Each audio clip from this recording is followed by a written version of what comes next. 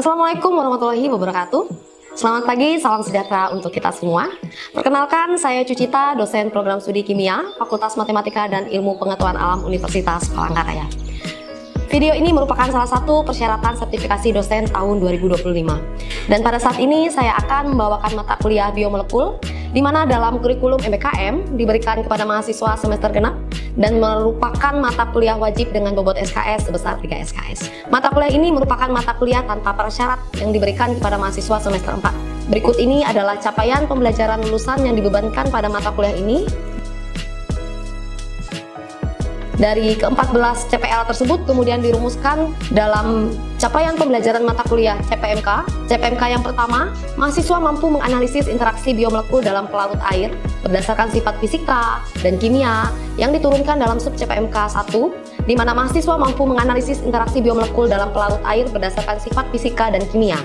Dan sub CPMK yang kedua, yaitu mahasiswa mampu membedakan struktur asam amino, peptida, dan protein, serta sub CPMK yang ke-10, yaitu mahasiswa mampu merancang proyek berbasis pemanfaatan biomolekul dalam bidang pangan, kemudian juga medis, energi, atau lingkungan untuk mendukung pengembangan produk inovatif yang berkelanjutan. Pada CPMK yang kedua, mahasiswa mampu menguraikan struktur dan fungsi biomolekul yang kemudian diturunkan dalam beberapa sub CPMK. Sub CPMK yang ketiga yaitu mampu mengaitkan struktur protein dengan fungsinya. Kemudian sub CPMK yang keempat, mahasiswa mampu menguraikan mekanisme kerja enzim dan reaksi enzimatik. Sub CPMK yang kelima, mahasiswa mampu menguraikan struktur dan fungsi asam nukleat. Sub CPMK yang keenam, mahasiswa mampu menganalisis struktur lipid berdasarkan jenis dan fungsinya. Sub CPMK yang ketujuh, mahasiswa mampu memproyeksikan arsitektur membran dan dinamika membran.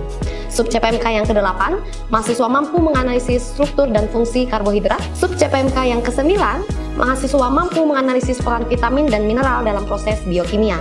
Dan sub CPMK yang terakhir yaitu sub CPMK yang ke-10, di mana mahasiswa mampu merancang proyek berbasis pemanfaatan biomolekul dalam bidang pangan, medis, energi, atau lingkungan untuk mendukung pengembangan produk inovatif yang berkelanjutan. Sedangkan pada CPMK yang ketiga, yaitu mahasiswa mampu merancang proyek berbasis pemanfaatan biomolekul dalam bidang pangan, medis, energi, atau lingkungan untuk mendukung pengembangan produk inovatif yang berkelanjutan. Yang diturunkan dalam sub CPMK 10, yaitu mahasiswa mampu merancang proyek berbasis pemanfaatan biomolekul dalam bidang pangan, medis, energi, atau lingkungan untuk mendukung pengembangan produk inovatif yang berkelanjutan. Mata kuliah biomolekul ini membahas dan mengkaji tentang dasar-dasar biokimia, meliputi interaksi biomolekul dalam pelarut air, struktur dan fungsi biomolekul, serta pemanfaatan biomolekul dalam bidang pangan, medis, energi, dan lingkungan. Bahan kajian teori dalam mata kuliah ini yang kami gunakan yaitu interaksi air dan penyangga dalam sistem biologi, kemudian asam amino, peptida, dan protein, dan juga enzim, asam nukleat, lipid dan membran, karbohidrat, dan yang terakhir vitamin dan mineral. Untuk pustaka ataupun referensi yang digunakan dalam mata kuliah ini berupa buku yang salah satunya ditulis oleh kami tim teaching dan juga jurnal-jurnal yang tentunya yang relevan. Selanjutnya kita masuk ke dalam aspek interaksi terkait dengan teknis pelaksanaan pembelajaran dalam perkuliahan, di mana bentuk pembelajaran dan metode pembelajarannya melalui metode yang saya lakukan pada mata kuliah ini yaitu student center learning, di mana dilakukan adanya diskusi, tanya jawab, dan di sela-sela pembelajaran akan disisipkan beberapa pertanyaan yang tentunya dapat memantik mahasiswa untuk lebih berpikir kritis dan dapat memberikan respon dan tanggapan mengenai pembelajaran ini. Selanjutnya dilakukan metode small group discussion atau SGD dengan melibatkan mahasiswa dalam kelompok-kelompok kecil untuk mendiskusikan suatu topik, menyelesaikan masalah, atau mencari solusi atas pertanyaan tertentu. Mata kuliah ini juga menggunakan metode project based learning, di mana saya akan menjelaskan konsep project yang akan dilaksanakan dan membagi mahasiswa ini menjadi beberapa kelompok kecil, di mana pembelajaran ini tentunya lebih interaktif dan tentunya mahasiswa akan lebih dapat memahami dan mengaplikasikan ilmu dalam mata kuliah ini dalam kehidupan sehari-hari. Pembelajaran dalam metode ini juga tentunya menggunakan platform LSM seperti Google Classroom. Sistem pembelajaran pada mata kuliah biomolekul ini terdiri dari 14 pertemuan, tidak termasuk UTS dan UAS, yang dilakukan secara luring ataupun daring, yang dilakukan di dalam ruang kelas ataupun juga di luar kelas. UTS akan dilakukan pada pertemuan ke-8, untuk mengevaluasi sub CPMK yang pertama sampai yang ke-6 dan pertemuan UAS pada minggu ke-16 untuk mengevaluasi sub CPMK 7 hingga yang ke-10. Karena pada mata kuliah ini pembelajaran juga menerapkan pembelajaran partisipatif, yaitu dalam bentuk project based learning, maka pada aspek penilaian atau assessment, pada proses dari hasil luaran dan proyek mahasiswa, maka dilakukan penilaian kinerja dan presentasi dengan bobot penilaian masing-masing. Tugas dan kuis sebesar 10%, proyek sebesar 50%, dan untuk UTS 20%, sedangkan UAS 20%, sehingga total akhir didapatkan 100%. Selanjutnya adalah tayangan pembelajaran secara luring yang saya lakukan. Harapannya melalui video micro teaching ini dapat menjadi gambaran proses pembelajaran mata kuliah ini berlangsung. Selamat menyaksikan.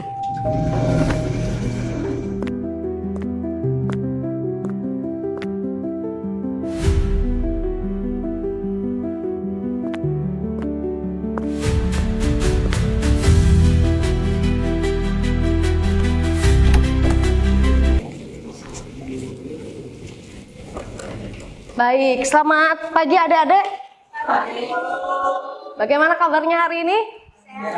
Sehat. Baik, sebelum kita memulai perkuliahan kita pada hari ini, silakan ketua kelas untuk bisa berdoa dulu. Silakan. Teman-teman, sebelum kita memulai pelajaran pada ini, mari kita berdoa untuk keberhasilan kesehatan kita masing-masing.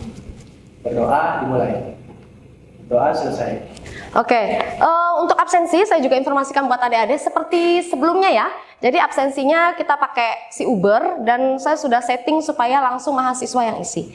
Ya, jadi di sini juga saya akan lihat kejujurannya, tapi kalau saya lihat kehadirannya ini cuma ada satu orang yang kosong ya kursinya. Satu orang yang tidak hadir gitu ya. Jadi nanti setelah ini silakan langsung diisi, siapa tahu ada temannya juga yang baru masuk gitu ya. Nah, sebelum kita memulai, walaupun masih pagi nih, kita mau refresh otak dulu seperti biasa. Ayo, kita mau ada game, mau berdiri atau duduk dulu? Duduk dulu atau tidur dulu? Ya, jadi kita mau ada game, simple, kita akan berubah-ubah gamenya. Kalau gamenya untuk hari ini lebih mudah ya, karena hari ini kita tidak hitung-hitungan, kita lebih banyak teori, tapi kita juga fokus. Ya, seperti itu. Jadi kalau gamenya ya, kalau saya sebut, saya bilang, baru kalian lakukan. Jadi nanti saya akan mengucapkan beberapa perintah, kalimat perintah, tetapi kalau di setiap kalimat itu tidak ada kata-kata saya bilang, jangan lakukan. Paham? Paham. Oke, kita akan melihat konsentrasi adik-adik, karena memang kita masih pagi, mungkin ada yang jeglek baru bangun dan lain-lain ya. Oke, saya bilang mungkin berdiri. Iya. Baik, fokus. Ya. Saya bilang angkat tangan kanan, turunkan. Ada satu orang ya. Jadi nggak apa-apa, kita sambil melatih fokus ya. Saya bilang turunkan. Oke. Saya bilang maju, satu langkah. Mundur. Mundur. Oke, udah mulai fokus ya. Saya bilang mundur, satu langkah. Saya bilang angkat tangan kiri. Saya bilang angkat tangan kanan. Saya bilang turunkan. Angkat tangan kanan. Baik, itu saja secara singkat. Tepuk tangan dulu buat kita semua. Ya, setidaknya supaya adik-adik lebih fokus ya. Oke. Nah, saya sambil buka PPT kita pada hari ini. Oh, saya juga mau sampaikan ya adik-adik. Sudah dilihat ya, saya sampaikan juga di grup ya. Untuk materi kita yang akan kita pelajari hari ini sudah saya share di Google Classroom, jadi silakan sambil dipelajari. Sudah dipelajari ya? Saya share kan kemarin. Sudah ya dipelajari? Oke, berarti sudah paham semua? Belum. Ya, tidak apa-apa, karena memang saya berharap adik-adik supaya sebelum saya masuk hari ini, setidaknya ada dulu yang dipelajari.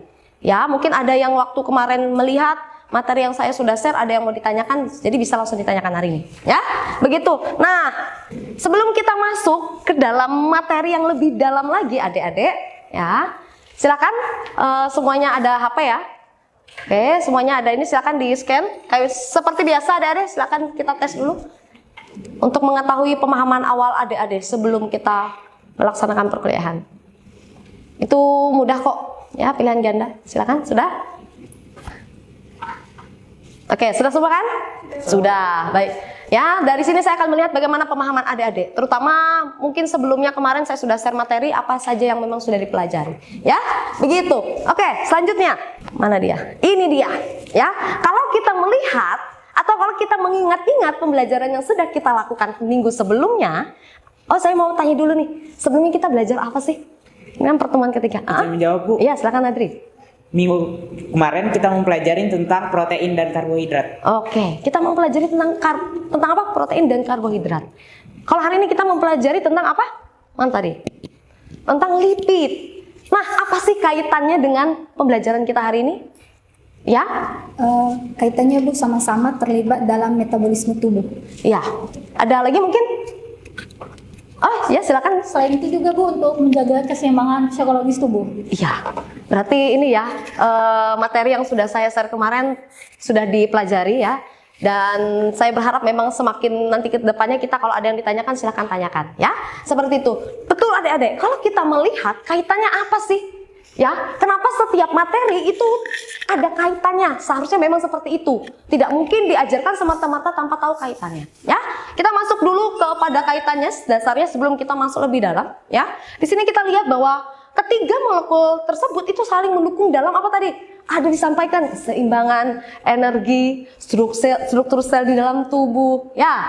Kemudian fungsi fisiologis tubuh tadi disampaikan juga, ya. Karena itu nanti kita akan mempelajari, ya. Semoga saja sempat hari ini. Kalau tidak sempat, kita akan ada satu kesempatan lagi pertemuan selanjutnya, ya. Yang pertama itu struktur lipid dan kemudian itu fungsi lipid dan jenisnya. Oh ternyata lipid ini ada fungsinya ya Bu ya? Ada jenisnya? Iya ada, ya. Kemudian, nah ini juga menarik. Ya, karena nanti dari kaitannya ini itu juga nanti akan terangkum di dalam metabolisme lipid ini, gitu ya. Kemudian selanjutnya, nah ini dia adik-adik. Untuk rujukan dari materi kita hari ini, saya juga ada share juga di LSM kita, ya. Ada buku yang sudah saya tulis dengan beserta tim, ya. Nanti bisa dilihat tentang biomolekul dasar. Kemudian juga beberapa penelitian yang merujuk atau yang menjadi dasar bisa menjadi dasar buat adik-adik belajar. Ya, beberapa penelitian sudah saya share juga di Google Class. Oke, selanjutnya. Nah, sebelum masuk ke sana saya mau menunjukkan video buat adik-adik ya. Karena lebih mudah untuk kita membayangkan atau kita melihat dulu kasus yang benar-benar terjadi di dalam kehidupan kita sehari-hari. Ya. Oke, kita melihat video dulu ya. Siap ya? Baik, kita akan menonton video ya karena memang dari video kan lebih paham ya. Saya akan putar dulu. Sudah saya siapkan. Pernah terjadi dalam kurun waktu beberapa tahun terakhir. Ya. Oh iya betul, baik-baik. Kita matiin dulu ya Dek ya. Nah, terlihat? Lihat Bu. Nah, jadi ini memang benar-benar berita yang lagi hits juga ya adik-adik. Ya, ini ada yang masih berjuang untuk menurunkan berat badan, ada pula yang sudah berhasil mengurangi banyak bobotnya, namun ada juga yang akhirnya meninggal dunia akibat komplikasi. Ya, Oktober lalu, kisah gadis obesitas Sylvia Dwi Susanti mencuat ke publik. Di usia remajanya, warga desa Cangkringin, Lamongan, Jawa Timur ini memiliki berat badan hingga 179 kg. Meski kondisi fisiknya sehat, Sylvia mulai menjalani perawatan khusus untuk menurunkan berat badannya. Tim dokter dari puskesmas ini rutin memantau kondisinya 3 kali sepekan. Akibat obesitas yang dialaminya, Sylvia berhenti sekolah sejak kelas 4 SD. Kisah obesitas lainnya berasal dari Karawang, Jawa Barat. Nah ini dia ya, ini juga lagi rame-rame diperbincangkan ya di media sosial. Memiliki bobot 190 kg. Wow. Akibat kondisinya, Arya sempat tidak sekolah dan harus belajar di rumah karena tidak mampu berjalan. Tahun 2017, Arya menjalani operasi penyempitan lambung di Rumah Sakit Omni Tangerang Selatan. Selepas operasi, Arya juga memperbaiki gaya hidupnya. Arya berhasil memangkas beratnya hingga lebih dari 100 kg.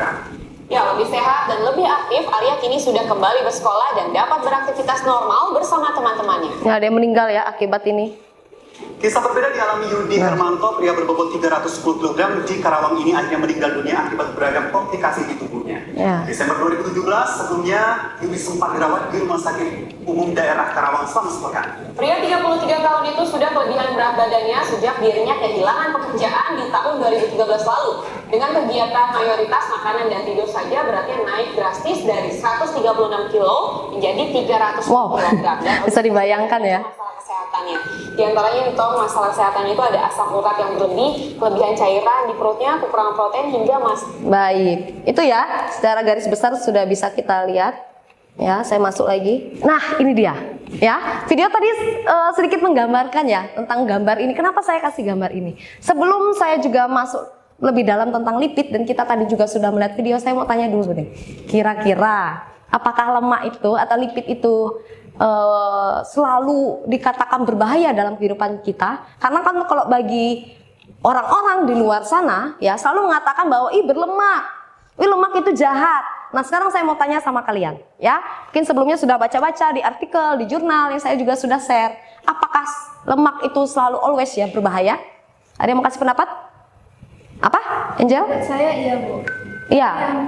Kenapa? Saya pernah dengar dan saya baca itu lemak itu bisa menyebabkan penyakit kayak penyumbatan arteri dan penyakit kardiovaskular. Oke, terima kasih untuk Angel. Lanjutnya ada yang beda pendapat? Oh, Abed, apa Bet? Menurut saya lemak itu tidak berbahaya, Bu. Kecuali dalam kata kutip lemak itu dalam situasi tidak berlebihan. Karena kalau mendengar kata lemak itu dapat melindungi tubuh. Contohnya kalau kita naik sepeda motor kecelakaan tidak langsung ke tulang begitu. Iya. Jadi menurut saya lemak betul. itu tidak begitu berbahaya. Iya, baik.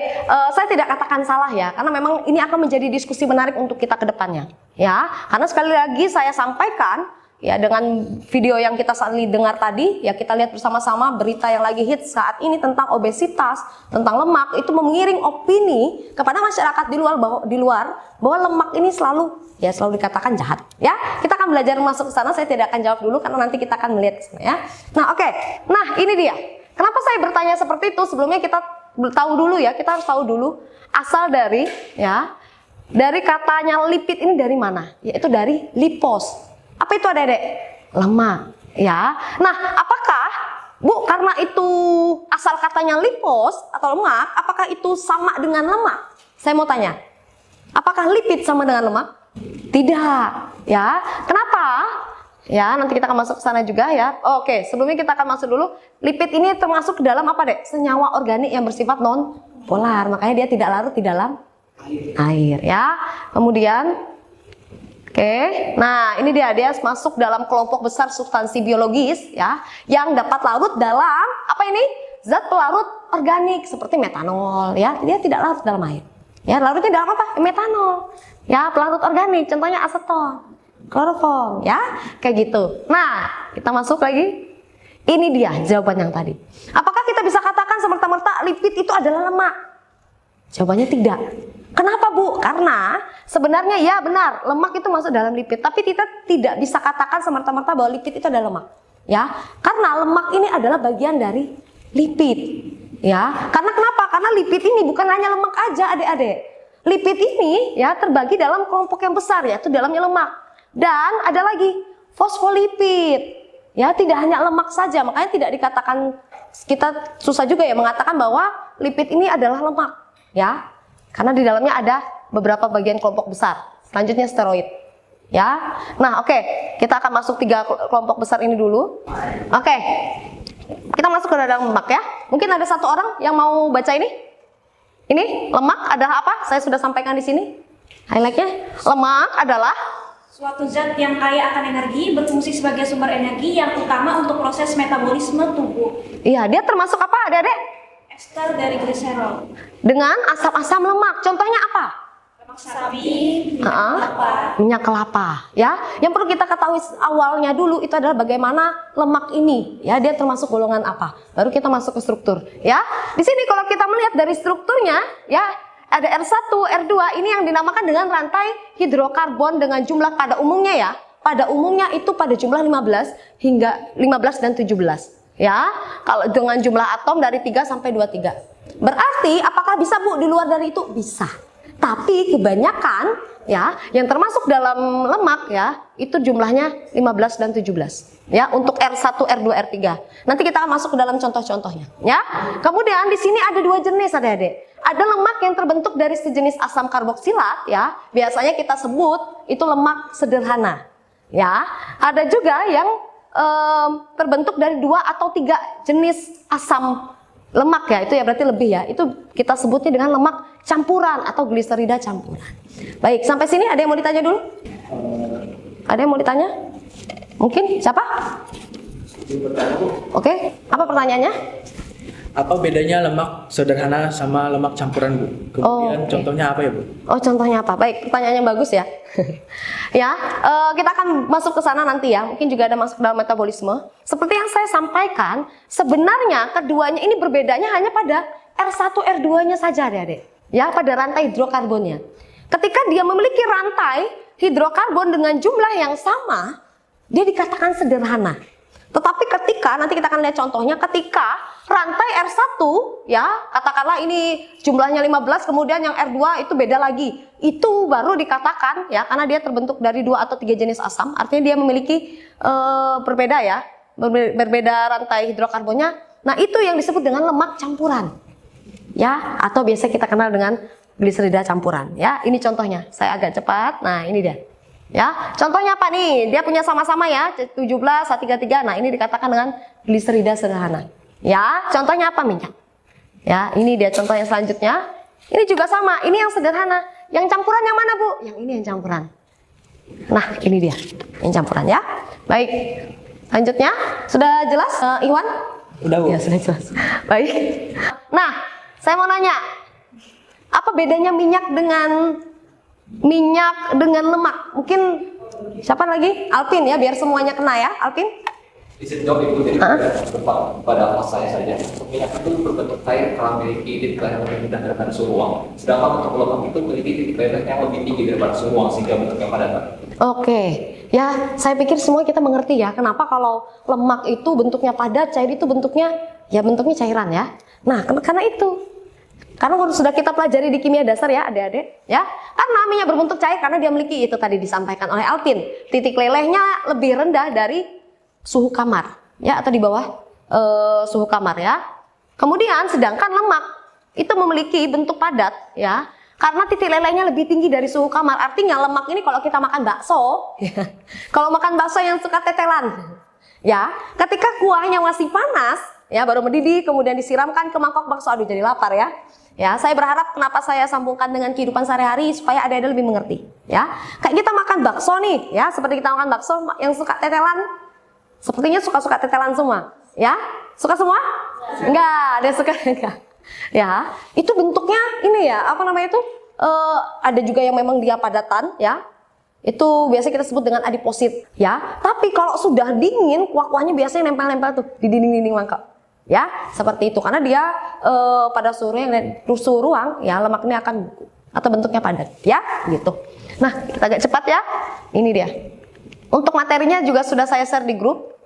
Nah, ini dia yang saya bilang adiposit ya, sering disebut dengan sel lemak. Nah, dia. Adiposit ini sebenarnya ada beberapa jenis, tapi untuk hari ini saya fokuskan dulu untuk adiposit yang putih. Fungsinya apa? Siapa yang mau baca? Mungkin yang di belakang. Semuanya biar dapat. Adiposit putih menyimpan apa fungsinya? Adiposit putih menyimpan lemak dalam bentuk trigliserida dalam satu droplet besar. Satu, fungsi utamanya adalah menyimpan energi, melindungi organ dan mengatur suhu tubuh. Yang kedua, dominan pada orang dewasa. Baik, Ya, disinilah yang menjawab pertanyaan. Kita mulai terjawab di pertanyaan tadi. Apakah lemak ini selalu dikatakan jahat? Ya, jawabannya apa? Tidak. Karena memang pada naturalnya ya, pada seharusnya memang dalam tubuh kita ada lemak. Tetapi yang menjadi perbedaannya adalah bagaimana lemak ini berlebih atau tidak. Ya, seperti itu. Apakah dia memang sesuai dengan fungsinya atau tidak? Ya, seperti itu. Nah, dia punya fungsi adik-adik. Bayangkan kalau kita tidak ada lemak dalam tubuh. Ya, contohnya ini. Fungsinya apa? Dia menyimpan lemak dalam bentuk trigliserida. Ya, fungsinya apa? Menyimpan energi, melindungi organ. Kalau misalnya dalam suatu hari, suatu saat ada yang mungkin kita terlambat makan, tapi kita tetap melakukan aktivitas, yang diambil dari mana nih energinya? Kita kan nggak makan. Diambil dari mana? Dari lemak. Makanya bagi adik-adik yang mau diet, caranya gimana? Dikatakan defisit kalori. Ya, jadi yang seharusnya kita melakukan aktivitas itu diambil energinya dari makanan yang kita makan. Nah, itu diambil dari lemak. Ya, jadi begitu ya adik-adik. Kok bisa orang diet itu dikatakan defisit kalori, itu apa hubungannya dengan tidak makan atau ngurangin makanan yang berlemak atau ngurangin makanan yang ini? Karena kita udah ada cadangan. Gitu, bukan berarti lemak itu tidak baik. Ya, tapi kalau kita udah ada cukup lemak, ya udahlah kita pakai itu. Ya, kalau mau kurangin berat badan ya, jangan yang berlemak-lemak, carilah yang berserat. Ya, kayak gitu. Oke, nah ini dia. Dikatakan dia menyimpan lemak dalam bentuk trigliserida. Trigliserida ini yang perlu adik ketahui adalah, lihat ini. Nah, ini dia strukturnya. Dia terdiri dari apa? Dari namanya kelihatan. gliserol dan asam lemak. Ya. Jadi ini kalau kita sebut nanti kita akan masuk kepada fosfolipid, steroid, bedanya apa? Nah, ini dari strukturnya. Ya, saya akan menjelaskan secara singkat saja, ya. Nah, ini dia. Ini saya sudah share ya di Google Classroom ya. Nah, ini bagaimana dia bisa ikatan rangkap, ikatan tunggal, itu apa hubungannya dengan kolesterol ya. Nah, ini dia. Nah, ini jelas ya, sudah di kimia dasar sudah diajarkan bagaimana kalau suatu rantai ya, itu semuanya lurus ya, dia tidak ada ikatan rangkapnya, dikatakan itu asam lemak jenuh. Ya, kalau dia ada ikatan rangkapnya dikatakan apa ada Dek? Asam lemak tak jenuh. Nanti di sini lagi seperti yang saya sampaikan juga di Google Classroom bahwa nanti ada bentuknya trans dan cis ya, nanti sambil belajar karena setelah ini kita akan ada pembagian kelompok. Ya, gitu. Jadi kita agak cepat saja. Nah, ini dia. Kolesterol. Kolesterol juga sama. Sering orang mengatakan bahwa kolesterol itu tidak baik. Ya, kolesterol gini-gini kolesterol, ya gini-gini kolesterol itu tidak baik, Bu. Ya, tapi saya berharap melalui pelajaran ini atau melalui pertemuan ini kalian juga tahu bahwa kolesterol itu juga ada yang baik. Kenapa? Karena dia berfungsi sebagai apa? Menjaga sama-sama fluiditas dalam betul. Ya, tapi bedanya ada yang baik, ada yang jahat. Ya, nanti kita akan bahas ini dalam PJBL ya. Oke, ini juga ada sudah. Kita langsung saja. Ini fosfolipid ya, berbedanya dengan trigliserida karena dia memiliki apa? Gugus fosfat. Iya, dia memiliki gugus fosfat. Ini dia. Oke. Nah, ini dia perbedaannya. Untuk bilayer, nah itu dia ya. Nah, artinya kita juga tahu bahwa fungsi dari lipid adalah ya pertama apa nih? Bisa sebagai pigmen pada tumbuhan, pigmen visual dalam mata dan juga apa ini? Phycocyanin. Nah, itu dia ya. Oke. Ini tadi ya. Jadi bisa kita ini slide terakhir ya. Lipid sebagai pigmen itu juga salah satu fungsinya. Ya, itu juga sudah saya share juga di Google Classroom dan saya juga ada tanya-tanya kalian di Google Classroom dan bersyukur karena kalian semuanya aktif ya, seperti itu. Baik, siapa yang mau meringkas? Mungkin kesimpulan dari yang mungkin bisa kita tarik secara singkatnya hari ini. Oke, Elma. Untuk lipid itu punya struktur yang berbeda-beda dan sangat unik sehingga memiliki bentuk serta struktur sifat yang berbeda. Iya, betul. Ada lagi? Itu sendiri memiliki berbagai struktur berbeda sehingga untuk sitokinetikitas itu Iya. terkait berbeda. Nah, itu dia ya.